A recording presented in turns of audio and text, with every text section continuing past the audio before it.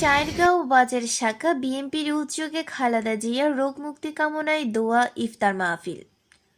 বিএনপির চেয়ারপারসন সাবেক প্রধানমন্ত্রী বেগম খালেদা জিয়ার রোগ মুক্তি কামনায় সুনামগঞ্জের দোয়ারাবাজার উপজেলাধীন নরসিংপুর ইউনিয়নে বিএনপির উদ্যোগে আলোচনা সভা, দোয়া ও ইফতার মাহফিল অনুষ্ঠিত হয়।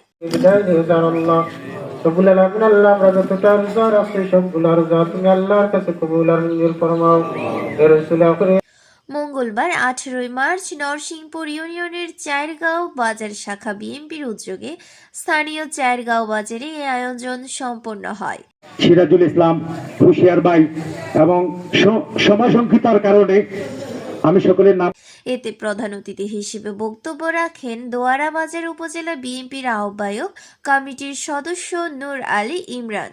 নরসিংপুর ইউনিয়ন বিএনপি নেতা সিরাজুল ইসলামের সভাপতিত্বে ও রশিদ আহমদের সঞ্চালনায় অনুষ্ঠানে উপস্থিত ছিলেন বিএনপি নেতা ও ১ নং ওয়ার্ড ইউপি সদস্য ধন মিয়া, বিএনপি নেতা হুরিয়ার আলী, নুরুল ইসলাম নুরু, শফিকুল ইসলাম, শামসুল ইসলাম, আব্দুল সত্তার, আব্দুল রহমান, আব্দুল জলিল, মনোয়ার আলী মনোর, রমজান আলী, মমতাজ আলী, নরসিংপুর ইউনিয়ন যুবদলের সাবেক সাধারণ সম্পাদক আলিম উদ্দিন, যুবদল নেতা ফরিদ খান, জসিমউদ্দিন মিলন, রমজান আলী প্রমুখ।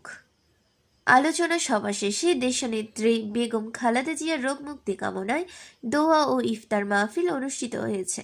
সেই আসিয়ার পরিবারের সাথে যোগাযোগ করার জন্য আমাদের নেতা, আগামী দিনের অহংকার দেশ নায়ক তারেক রহমান।